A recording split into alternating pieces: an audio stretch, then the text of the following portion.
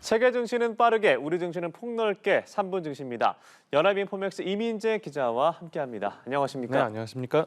네, 먼저 간밤에 있었던 미국 증시 전해주시죠. 네, 간밤에는 미국 주식시장이 혼조세를 나타냈습니다. 예. 지수별 종가를 살펴보면 나스닥 지수가 0.93% 내린 17,181.72포인트로 마감했고요. S&P 500 지수가 0.51% 하락한 5,399.22포인트를 가리켰습니다. 반면에 다우 지수는 홀로 0.20% 상승해 39,935.07포인트로 거래를 마쳤습니다. 네. 최근 가격이 과하게 낮아졌다는 인식 속에서 저가 매수하려는 투자자와 또 올해 전체로 보면 가격이 여전히 높은 상태라고 보는 투자자 간에 어떤 힘겨루기 양상이 나타났다는 분석입니다. 네, 그렇군요. 이 나스닥과 S&P의 약세에는 기술주 하락이 영향을 미쳤죠. 네, 맞습니다. 특히 인공지능 관련주의 하락세가 두드러졌는데요. 네. 슈퍼 마이크로 컴퓨터가 2.2% 하락하면서 9거래일 연속으로 약세를 보였고요. 인공지능 대장주로 꼽히는 엔비디아도 전날에 이어서 간밤에 2% 가까이 추가 하락했습니다. 또 구글 모 회사인 알파벳이 3%대, 그리고 마이크로소프트가 2%대, 페이스북 모 회사인 메타가 1%대 각각 내렸습니다. 하지만 전날에 주가가 12% 넘게 급락했던 테슬라는 이 간밤에 2% 오르면서 반등에 성공했습니다. 네. 일론 머스크 CEO가 자신이 설립한 인공지능 스타트업에 이 50억 달러, 우리 돈으로 7조 원 가까운 테슬라 자금을 투자할지 여부를 이 테슬라 이사회와 논의하겠다고 밝힌 영향이 컸습니다. 네, 이렇게 증시는 대체적으로 약세를 보인 가운데 미국 경제 성장률이 대폭 개선된 결과가 나왔다고요?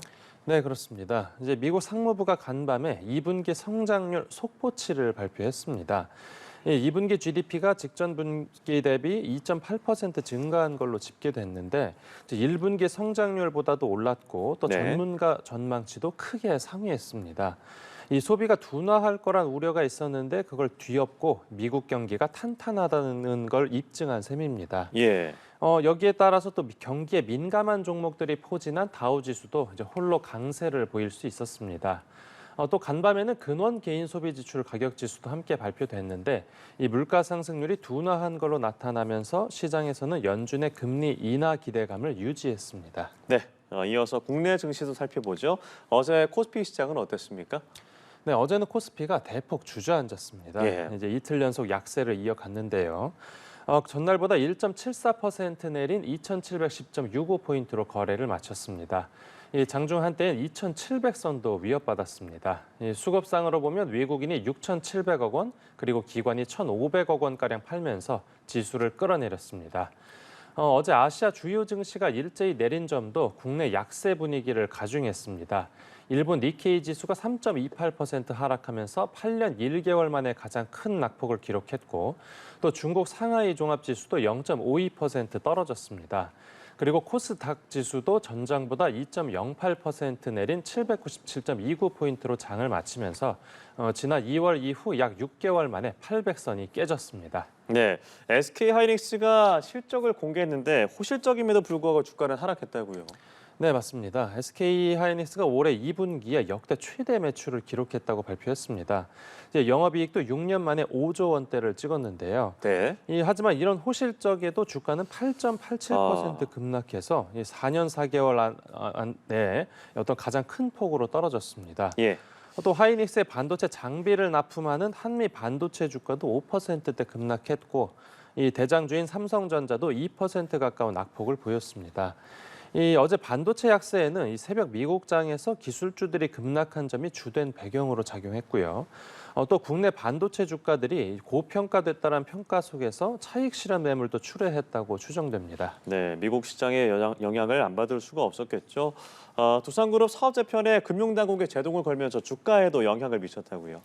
네, 이 앞서 두산그룹이 사업구조 재편안을 공개했는데 이 그룹에서 캐시카우 역할을 하는 두산 밥캣을 그러니까 모 회사인 두산 에너빌리티에서 떼어내서 네. 두산 로보틱스의 완전 자회사로 합병하고 이제 밥캣을 상장 폐지하기로 했습니다. 예. 이 시장에서는 이 총수 일가가 두산 지주사를 거쳐서 자회사인 로보틱스를 타고 이 돈을 잘 버는 밥캣에 대한 지배력을 높이려는 시도로 해석했습니다. 그리고 그저께 이제 금융감독원이 이번 재편 계획에 제동을 걸었습니다. 기존 밥켓의 모 회사인 에너빌리티 주주들이 피해를 볼 수 있다는 차원에서인데요. 그런데 이번 금융당국의 결정이 나오고 나서 어떤 불확실성이 커졌다는 판단이 작용했는지 이 두산그룹의 그룹주들이 오히려 낙폭을 키웠습니다.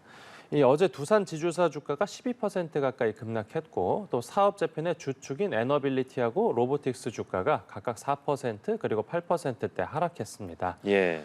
또 합병을 위해서 상장 폐지될 처지에 놓인 밥켓 주가는 6% 넘게 빠졌습니다.